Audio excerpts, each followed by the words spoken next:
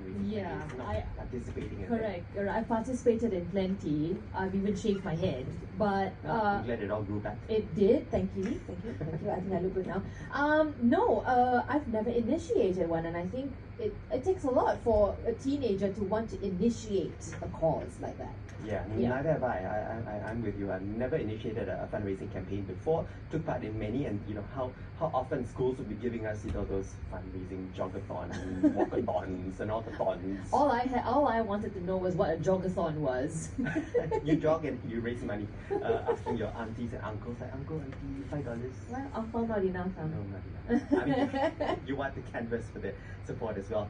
So I guess that probably would describe many of our school days, right? We probably took part in them rather than initiated them. That's right. I think it's most of us would never have had in our schooling days initiated a fundraising campaign, as you said, to support a cause, whether locally or abroad. So this awareness and maturity that we had in us to spark something was probably not there, as I alluded to earlier. I didn't think of it.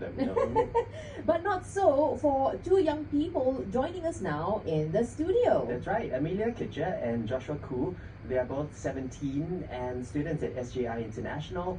And schoolwork and grades aside, they are behind a fundraising campaign, and it's called Pedal for Water. The beneficiaries of clean water are villagers in a province in Cambodia. So let's have this conversation flowing now with Amelia and Josh. Thank you for joining us, both of you. Welcome to the studio. Thank you for having us. I'm glad that you guys could take time off school, right? We are on holiday right now, so it's perfect. Good timing. Well done, Stanley. All right. So what sparked this idea of a fundraising campaign for water filtration systems in a province in rural Cambodia? Well, interestingly enough, all this started from a school project, more specifically a business project, where I had to contact a company of my choice, and propose a solution to help them with their business. So most of my classmates, they chose for-profit enterprises. Right. But I decided to go with a charity to do something different.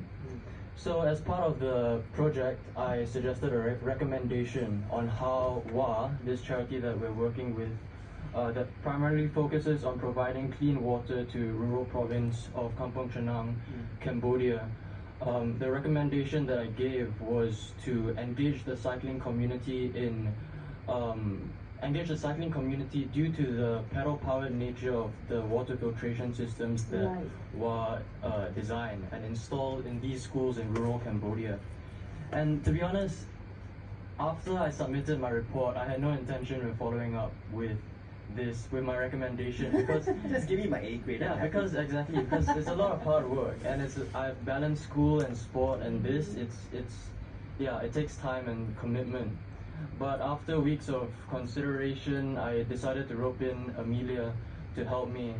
Amelia is the daughter of the CEO of WA, Philip Kitcher. Ah, so that's where you got the idea. Okay, so you must have gone on a trip, I presume, to experience what it's like in Cambodia, how this model, this water filtration design would fit in the community there. So tell us what you witnessed on that trip, when that opened your eyes to the disparity about potable water between communities there and then us here in Singapore. Well, as Josh mentioned, my father is the CEO of WA, and he has been since 2011. So I've had quite a close relationship with the organization for quite a while now. So I have visited the province quite a few times already. So it's something I'm familiar with, the disparity between water accessibility here in Singapore and in Cambodia as a whole. But the thing is, what's ironic is in Cambodia, there's not a lack of water. There's actually quite a lot of it. They have this main lake called the Tonle Sap, which is actually the largest freshwater lake in Southeast Asia.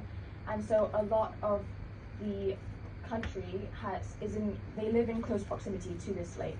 And that lake connects to the Mekong River. So there's a lot of water accessible. The issue is that it's not clean, drinkable water. So it's not uncommon to drive by and see villagers washing their eating utensils in the river, or drinking the water from the river itself, whilst a few meters away you'd see cows wading around, or like rubbish just floating on the surface. So the accessibility to water, to clean drinkable water there, is still quite a big issue. and it's very prevalent wherever you go within Cambodia, not just Kampong Chenang. And you know, the sad thing is Cambodia is only 1.5 hours by plane away. We're not even talking about a country across the world. Right. It's our neighbor, and some of these villages have never even once tasted potable water. Yeah. And I'll just tell you a quick story. Whilst we were in Cambodia, we visited a school, and this school had a well right in the middle of the grounds. And we looked in the well. Well, it was more like a hole. And we looked in the hole, and it was filled with this black, oily substance with litter in it, and it looked like tar. And I thought there's no way that that's water or the For them to drink, exactly, right? yeah. Right. But the principal told us that in fact that was the water they used to wash their hands, to drink.